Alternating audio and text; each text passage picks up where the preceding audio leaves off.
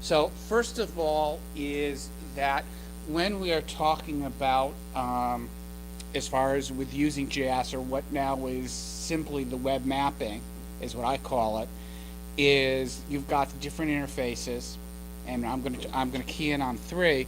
But what exactly are we looking that we want to have these interfaces do for our students as an instructional tool? And what we're really looking at is accessing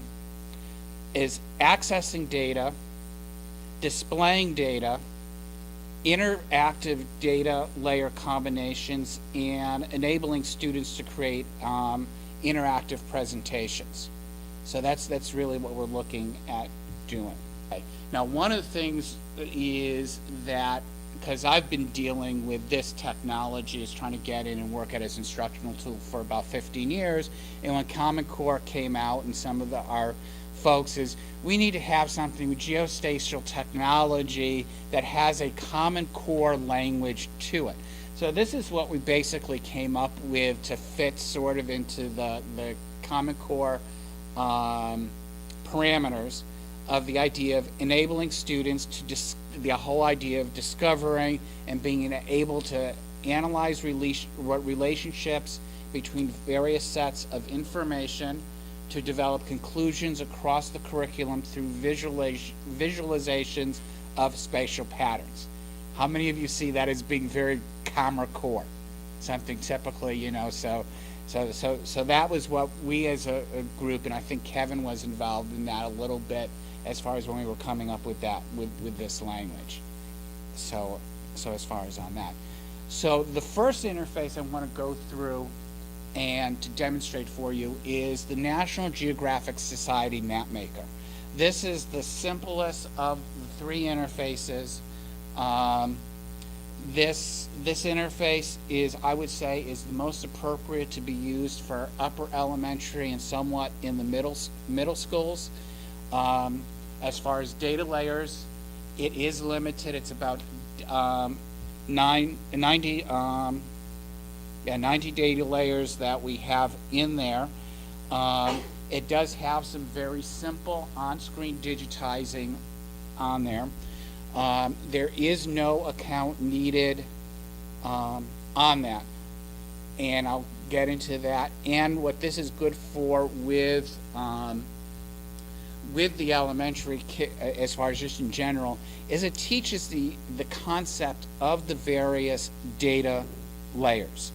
So, and that's what we're looking for at that upper elementary level, and using this particular interface is for them to know about data layers. That's the main thing that we're looking at.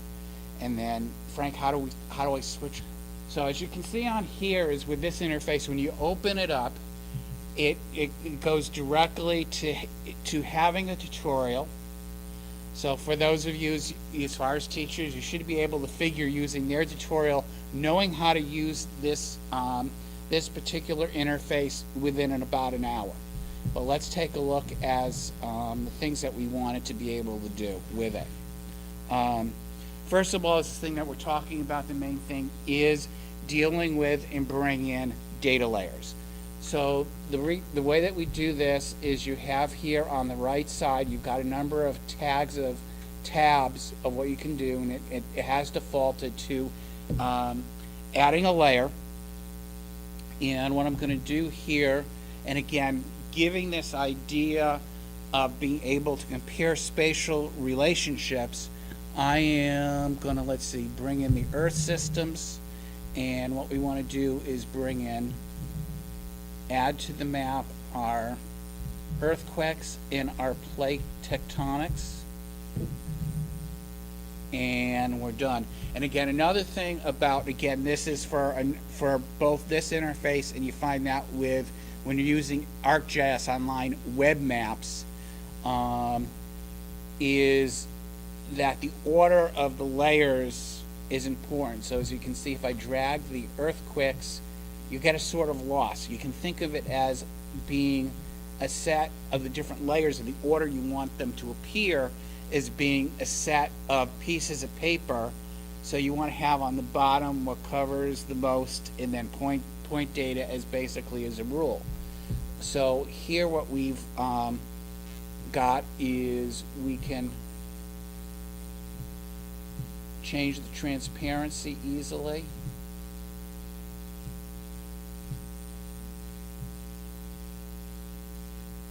So on that. Now this interface does not allow for changing of these symbols. What it gives you as default for as far as on that, you're pretty much stuck with that. So that's basically the idea of bringing layers, and you have there, I would say with the upper elementary, as we did a lot of field testing and stuff, good lesson is that the kids love to explore with the different layers. And once they figure out how to bring in layers, they're going to do an awful lot of stuff if you give them time to explore. And again, here you've got the ability to, where is it, base maps. Oh, okay, there we go. I keep looking for the ArcGIS online. So base maps. There we go. So you've got a small variety of base maps that you can choose from. The National Geographic one is the default one that you might find interesting with the kids. Let's see.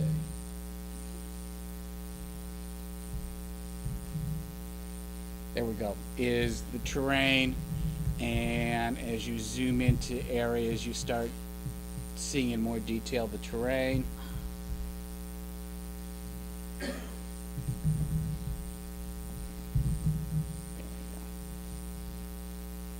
And then as far as the satellite imagery.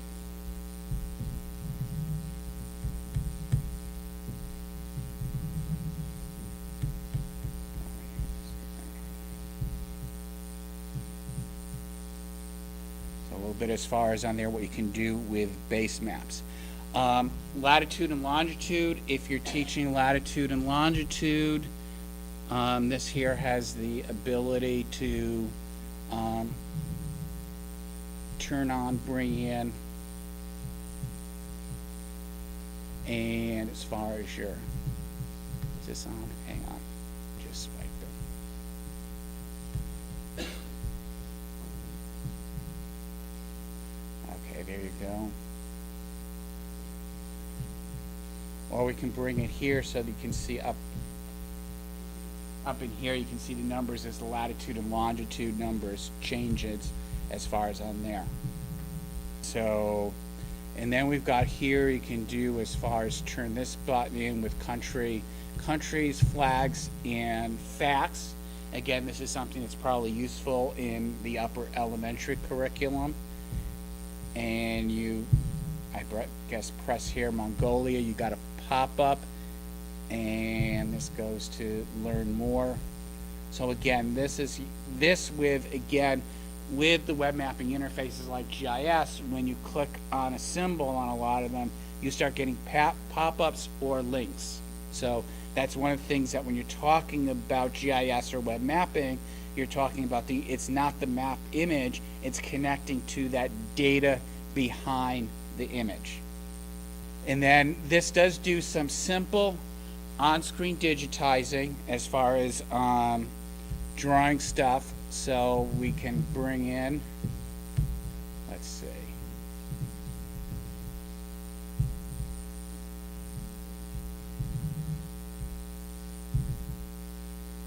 So you can draw in, you can do some editing, and now here, as far as not having an account, and this is a downside, is if you've got kids and you've got multiple things and you're doing the on-screen digitizing, the saving it is by, when we hit the save,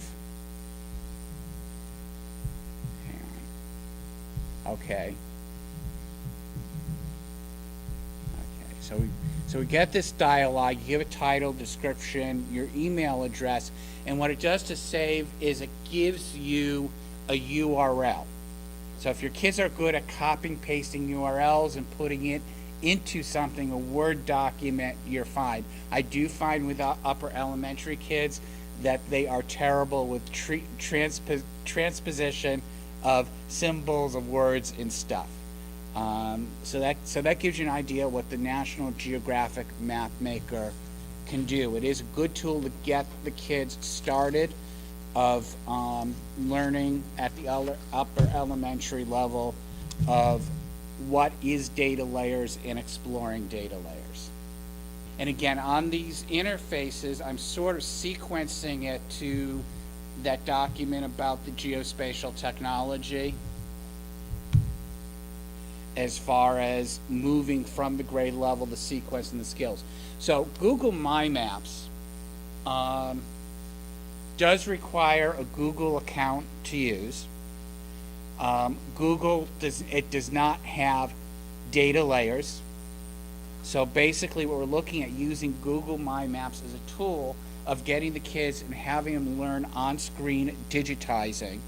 And I look at this as being the most appropriate to use this tool is at the middle school level.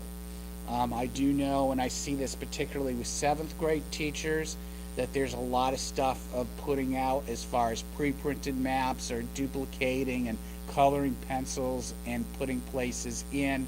I mean, this can be, if the kids are using the Google My Maps, this is the way to do it digitally. And I think from what I've seen with some of the middle school teachers that I work with, it eliminates the mess of the colored pencils and the crayons all over the floor, where they've gone to an age level that you're not really as concerned with the eye-hand coordination of doing that stuff. And it does go faster because you're not dealing with a lot of papers and crayons and a lot of that stuff. So in general, a lot of the middle schools that I've worked with and talked as far as stuff with at that grade level likes using the Google My Maps. As far as requiring an account, most of the schools I deal with do have Google student accounts, and so far I've only come upon, and within the Google My Maps, that is not a default within the classroom or the school Google accounts. That's sort of an add-on. Now, so far, I've only come upon one school district, Elk Grove Unified, which does not permit their kids to have the access to the Google My Maps. And I think, Ron, we were looking at that. I don't know if you ever checked. Yeah, you've got it. You just needed to request it to have it turned on. Yeah. So as far as on that, so, yeah. Right. So let's take a look. So Google My Maps, of how to access it is you've got to go through your Google account. So as far as in the drive, as far as new, so we'll go through that. And what you'll do is you'll find it under More.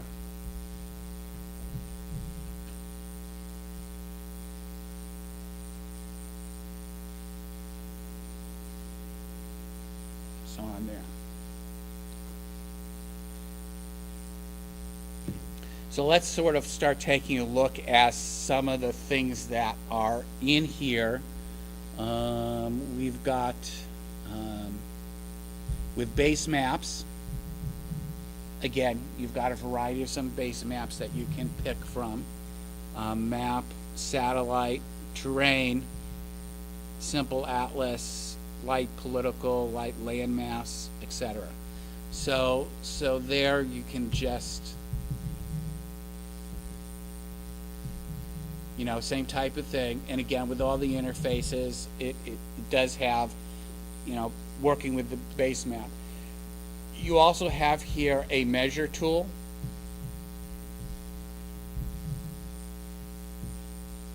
So you can take and measure distances from as far as dealing with a point. That comes in handy and stuff. So as far as on digitizing,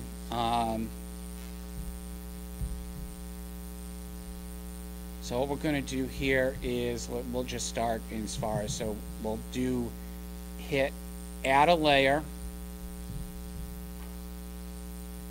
and we've got some options here. So what I'm going to do is just do this, change it. We're going to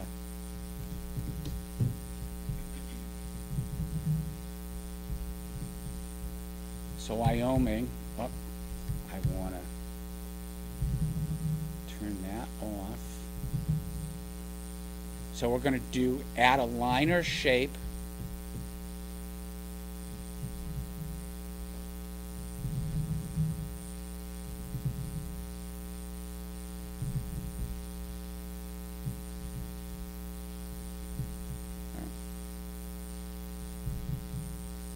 So we've got a closed. We've got Wyoming. We could put test here as being a description.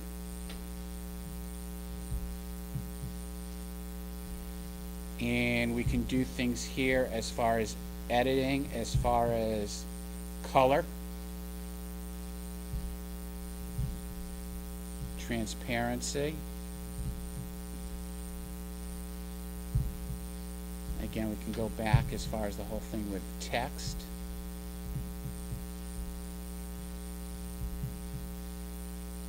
We can import in there a image or a video. Bring that in as far as import, as far as telling a story there. Yeah, photo or image and stuff. And there as far as deleting, as far as on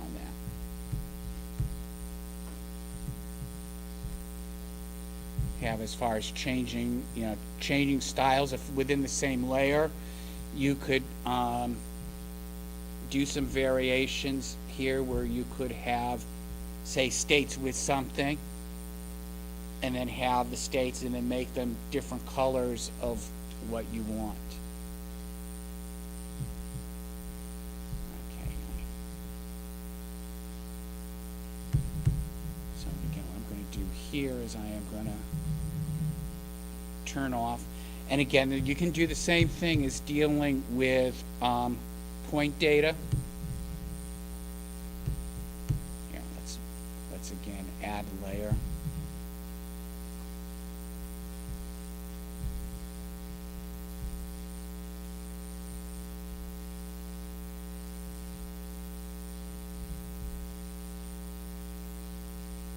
And we can just rename and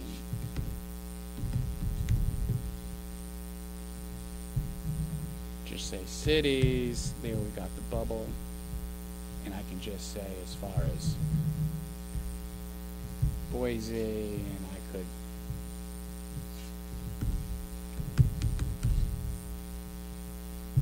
and save. And again, you got the same thing as far as being able to bring in the image, the videos, putting in text and explanation. Now with this being tied in with Google, another thing is you can import data. So let me use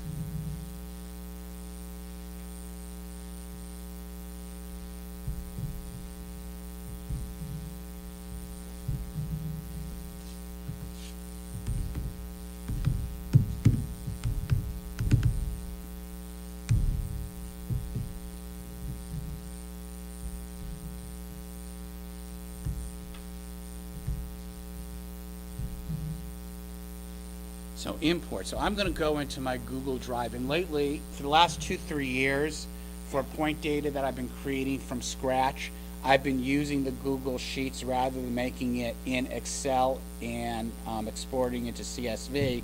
In this interface, you can pull directly from your Google Drive rather than having a spreadsheet and converting it to a CSV format and importing it. So I am going to go into my GIS folder, and I am going to be looking for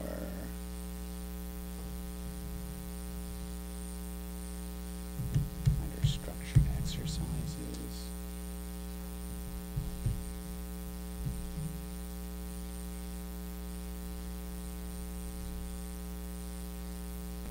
So we'll write rights events.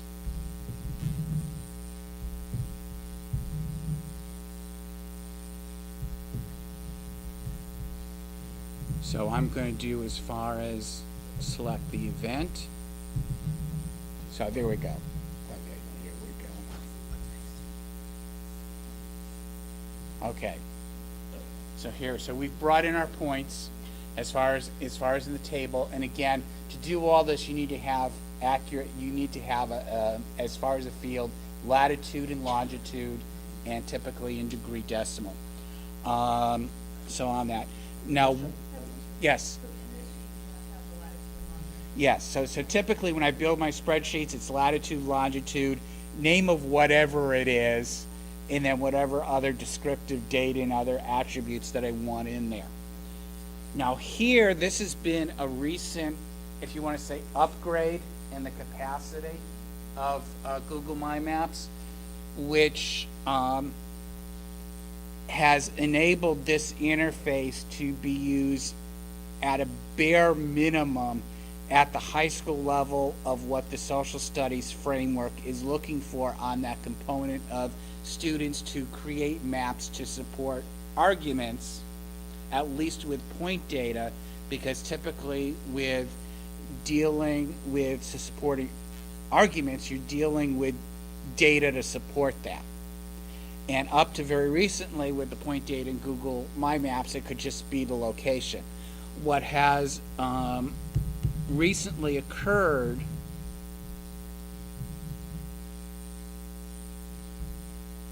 is type, and now you can classify,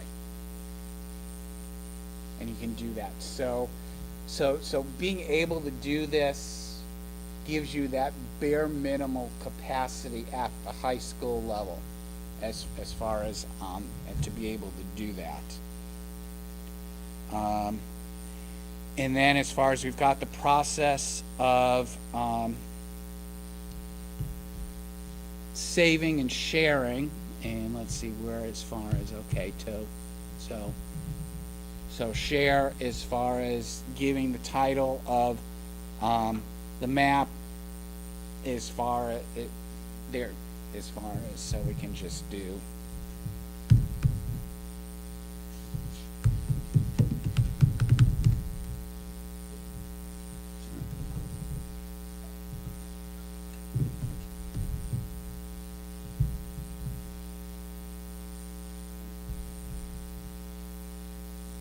okay, and then to be able to save it, it's basically cutting and pasting that link so the students would, whatever communication, electronic communication you use can do that. And then you can preview basically what it's going to look like as being shared. So the last of the three main accounts, as far as Dan was talking about, is ArcGIS Online. This has basically, right now, is the most complete of your web mapping services. And you've got, as Dan was talking about, is you've got two types of accounts: a public account, which is free, an organization, which is a subscription account. Esri does have the program as being able to have free subscription accounts for school sites.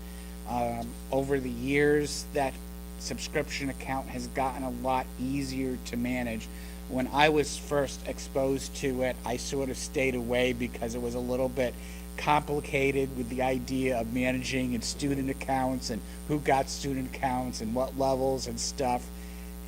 But that's become easier, and right now, as I had mentioned earlier, I am co-managing student accounts at Wyoming High and Channel Islands High in Ventura County and Rudder Middle School here in Sacramento County. And all three were created last year with the idea that their students dealing in the web mapping mini course that we've embedded in their classes would be competing in the spring in the student story map competition. Rudder was the only one that did that, Karen Senko is scheduled to be here. I got a text from her late yesterday afternoon that she was not feeling well. I'm hoping she will show up in the next half hour. Otherwise, I will pitch it for her.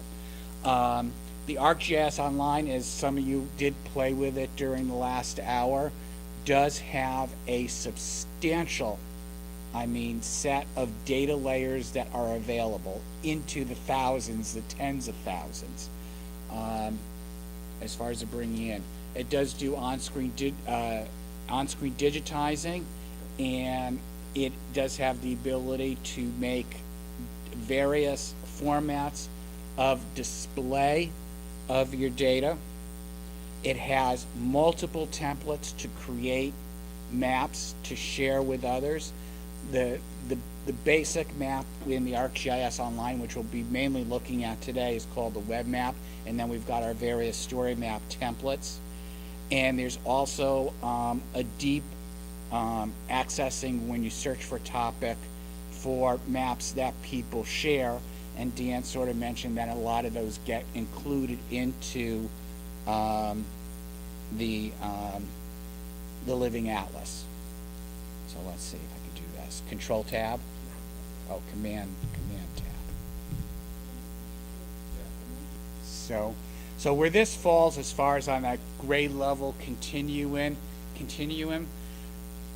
the interface in making the maps, middle school kids, there's a transition point of their skill sets. I find typically during the second half of the 7th grade year, they're pretty good on handling the functionality. With the web mapping mini course, where I have dealt with that at the middle school level, it's been basically with 8th graders, as far as on high achieving classes, as far as 7th graders, and I've seen as far as 6th graders deal with that. One of the things I find with the middle schoolers right now is on developing and creating products versus where I say hold off to high school, is they typically don't have the maturity to deal with creating a more longer term workflow of going from a start to finish with all the different pieces. So that's one thing to keep in mind.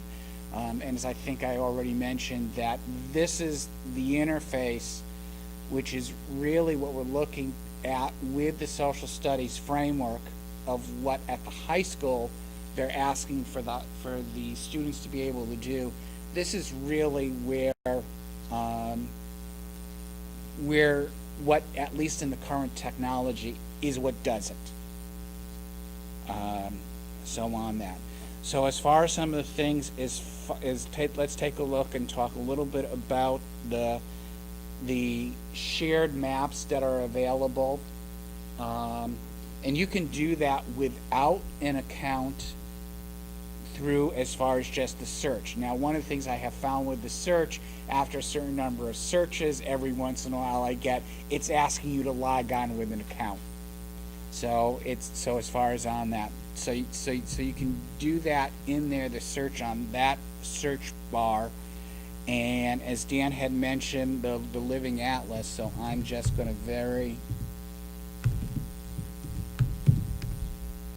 quickly go in and hit as far as what we get as far as on Living Atlas of the World.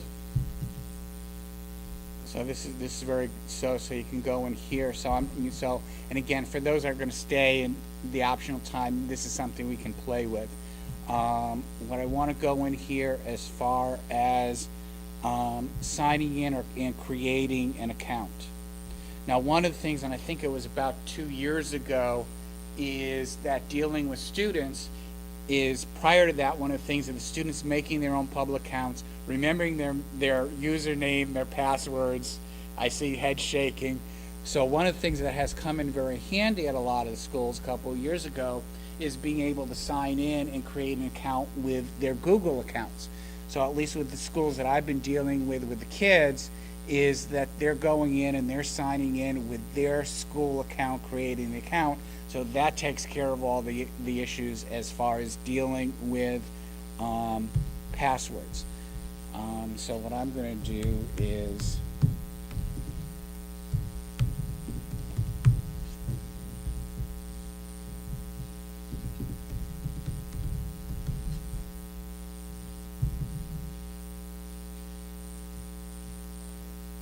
So once you get signed in, this is the interface that you'll be dealing with. So that's from that first screen to here. That's how you tell, that you've got your kids in there as far as correctly. So let's take a look as far as going.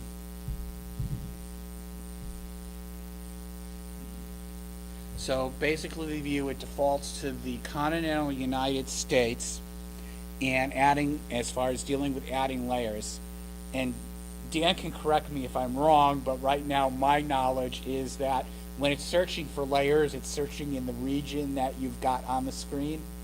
Is that the same, or is it now wide open? If you go to add. Right, no. But again, when I did my training with you guys down in T3G, is that was one of the things that it's going to search for what the screen looks like. Yeah, but when you actually go to add Right, yeah, and again, they've changed that interface, so. Right. So here, this is where we search. We do search for layers. And again, you've changed the interface here, so it now defaults to being my content, that layers that you might have in my content. So what you're going to want to be doing is to the ArcGIS online, what's in the ArcGIS online library. Right. So what I'm going to do here, so when you click, as far as you get, add the map, but you get some information. And again, you can see that the layer type, as far as here, and this goes to, again, dealing with the framework as far as where's the data coming from, what's the quality of the data. So you get a little bit of that when you're looking at this. And what I'm going to put in is plate tectonics. And one of the things that I learned is that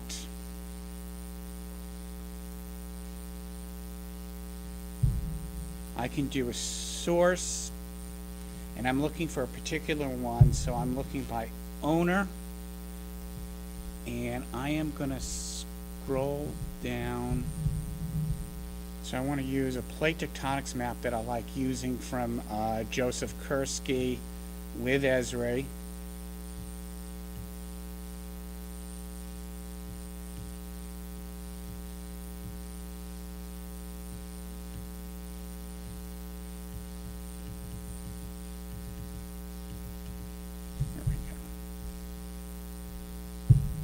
I'm going to add that, and I am going to zoom out and just go back. I'm going to hit the content, and again, as going to here, you click on and you get a pop-up of a section. So again, going back to the idea of the data behind the image. Then we also got here your measure tool that we can measure the length. So if we wanted to measure the length of this section, we've got it here as a little over 502 kilometers. We can change it to different units on that.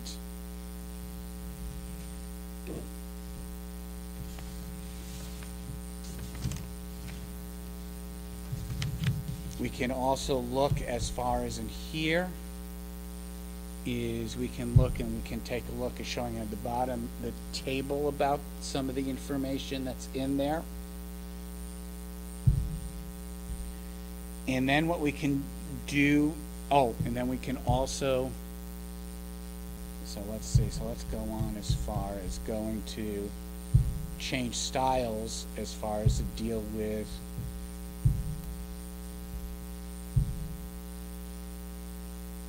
so here's type and unique, and you can work and be dealing with changing your symbols. And then you go, okay, done. Let me try that filter now that we've got that.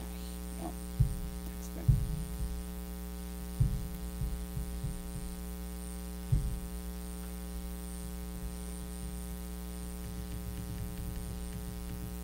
Okay, there we go.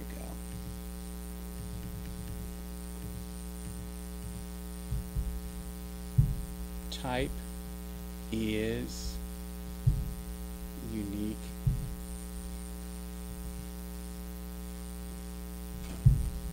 So say we wanted that. So now basically we're filtering out and it's showing just the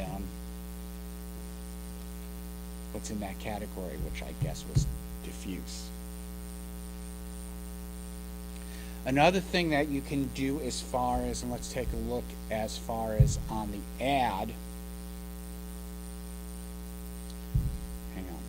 Actually, let me get some something with point data.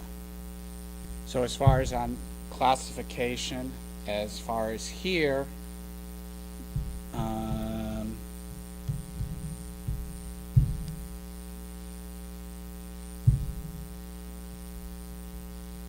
so again, as far as on that, so on that, and Frank just saying is he wants to give you guys a little bit of break, so on that. So this is, you know, as far as on that symbols, and then what we can do is then a couple of the some of the other things. So let's take about what, 5, 10 minutes? Yeah, let's give you 10 minutes. You've been sitting a lot. And you guys can hear from how it's working in the classroom. Right. Well, I'll continue with a little bit, and then because we've got Karen hasn't shown up, so we've got extra time. Oh, Karen is here. Karen is here. So. Oh, okay. Yeah, Okay. So getting back, there's some things now that Karen went over.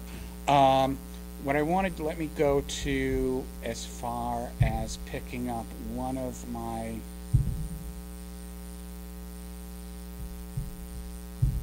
to show another thing. So let me bring up. We've got the application.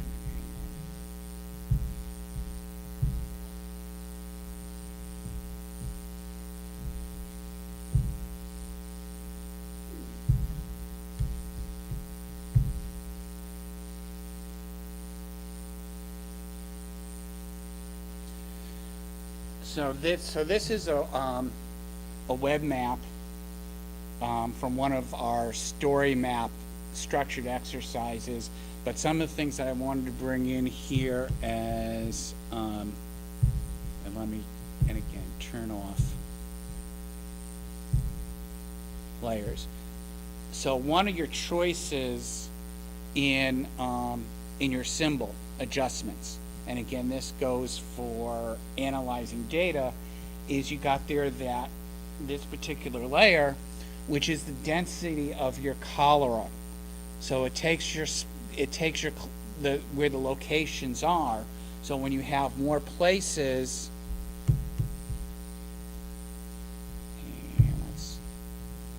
so you get more toward the red and yellow as you've got more locations. So this is a tool that is in your various symbol driven. And again here, it's basically saving and sharing. You know, that's fairly easy to deal with.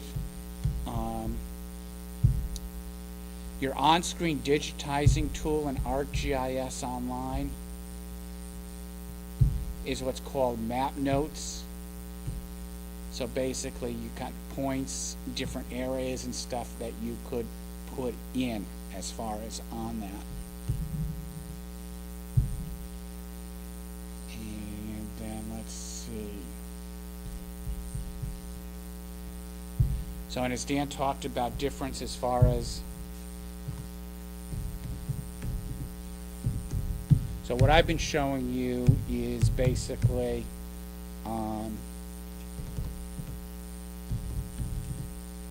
in ArcGIS Online is the web maps. And basically, and Dan talked a little bit as far as story maps, and here you've got a gallery, And Karen showed you what we did with the kids as far as the journal map template. There's a variety of different templates. I like the map journal template for student projects, and Dan did mention that that is one that is very popular with educators. We deal with, at least in the web mapping mini course, we deal with at least getting them first to create a basic single frame story map. And let's just take a quick look at what one of these looks like. So again, you're talking as far as different presentations. And again, as you would be using this, you'd be looking at the templates and the kids deciding, well, what's best for what my presentation is. And then when we were talking about one of the new templates the kids got into, the website is storymaps.esri.com. Okay, and that's one that has basically the gallery, and this is where I typically go and have the kids go when they start building a freestyle map to use to start their map. Make sure that they're signed in and start using the apps into the builder, because once they save it, then they can reopen it from their content page and then hit edit and work from there. So let's, right. It's actually ARC, GIS. yeah. Yeah, arcgis.com. So, okay. So this is one, and I'm not quite sure because I'm working in Safari on a map. Yeah. The different, looks a little different, but basically here, you're just going, you've got different points, you've got a photo, typically, yeah, this doesn't, you've got the map here rather than here. Most of the time the map here and your photo as far as in there. But that gives you an idea of the different templates. Now, one of the things that we have done, as besides our, and this we started a couple years ago,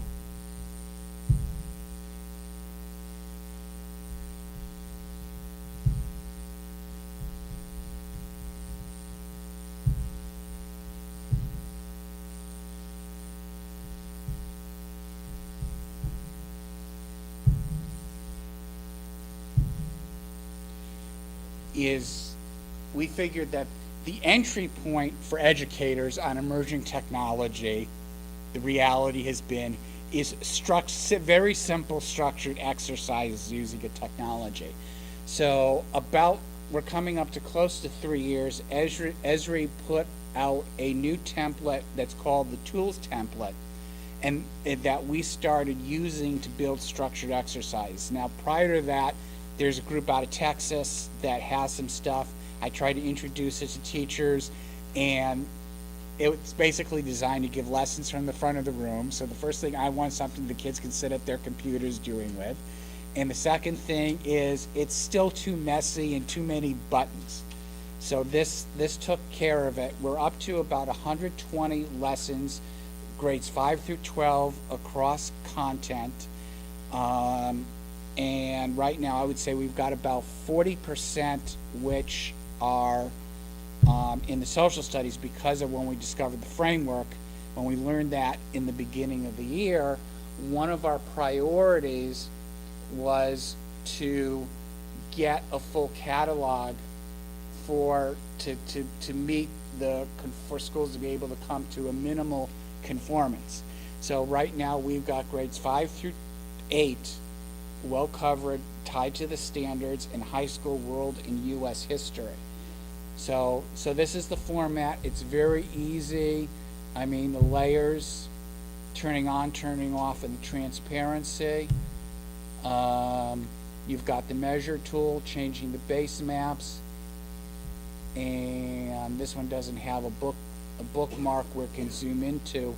So basically, it's a lesson, and I'll show you the lesson in a moment, but it's basically turning the layers on and off. We've got pop-ups with more information on a lot of stuff.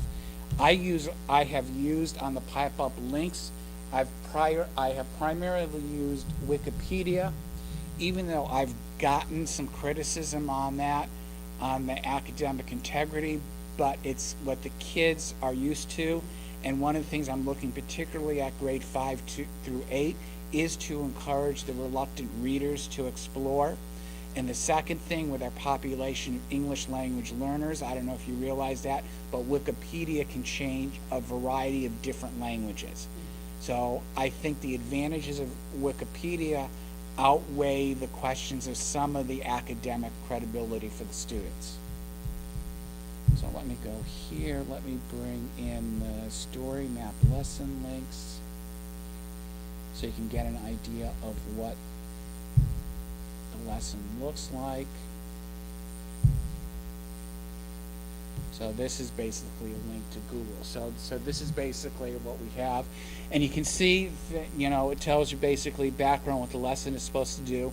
Always in the task on these is the first instruction is to turn off all layers except. And that's because of the dynamics of creating from the web map, converting it over to a story map. You have to have all the layers on for it to make that conversion. So a lot of it is to bring in of describing patterns, looking, turning layers on and off. One of the things as far as here is looking at question 11 is I've got there is why do you think the Romans built more roads in some places? Just from what they saw in the layers. And then I had them turn off the territorial expansion layer, look at the roads and also the terrain, looking, zooming in and out. And then I've got on 14, describe any changes you want to make to your answer in number 11. And this sort of fits in. I actually, we started building these before we knew about the new framework, but what we've got here and what we've been doing is very much consistent with the inquiry structure of the new framework. And our philosophy was that in doing this, we did not want the kids looking and searching for just the right answers. We wanted to have them take a look and start thinking of stuff. I did, it's coming up to 20 years ago. I think, yeah, it's over 20 years ago. I did a semester as far as for a chemistry teacher, a part-time position who was on maternity leave. And that particular high school department, their idea of evaluating the chemistry labs was how close they came to the ideal.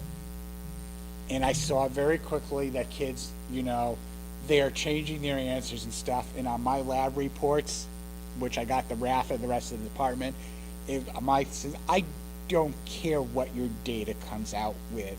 So long as your lab report, you can tell me what you might do different of where you screwed up. Right, so that sort of follows with that same philosophy. Let's see, do I still have the story, the gallery story? Oh, so as far as, so that gives you this service. And again, it's low cost. When we started it, we were hunting around to get funding to support and long-term support. Nobody was touching it when we started to go there. And it was a little over 2 years ago in August is that I was in a near fatal accident, and I was basically put out of commission for pretty much the next school year, with the exception of a couple schools. So with the insurance settlement, I basically used that time to build lessons. At that time, before the accident, we had about 15, 20 lessons, most of them with the social studies teacher at Rudder Middle, because he was trying to incorporate with his eighth graders the web mapping mini course, and he basically had the worst group of kids he had in 25 years and it wasn't working. So when the story map template says, let's work with the 7th graders, let's do structured exercises, let's see how that works. and we found, you know, as far as on that. So basically what we're looking at on the subscription service, we look at your school's enrollment. It's basically a formula that runs about $1 to $2 per student, which for those of you who know interactive services is dirt cheap because most of them run about $10 per student. And most of the administrators we've talked to say the reality is 80% of what you're charging is offset, that I don't have to buy as many pre-printed maps or duplication or colored pencils or that stuff.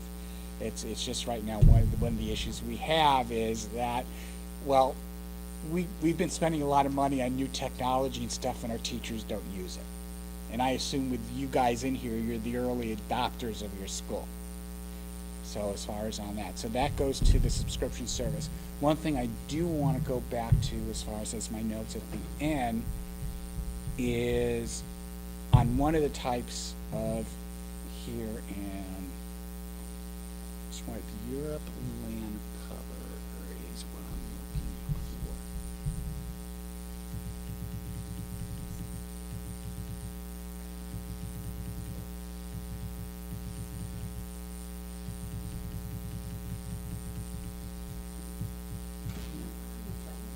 Pardon?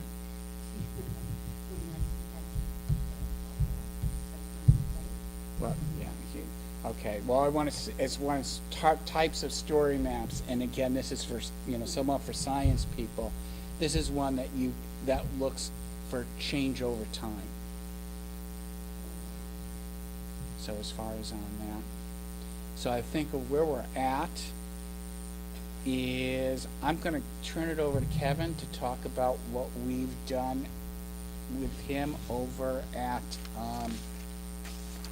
Ripon High School. And I do have some stuff as far as the story map subscription service, other information. Pardon.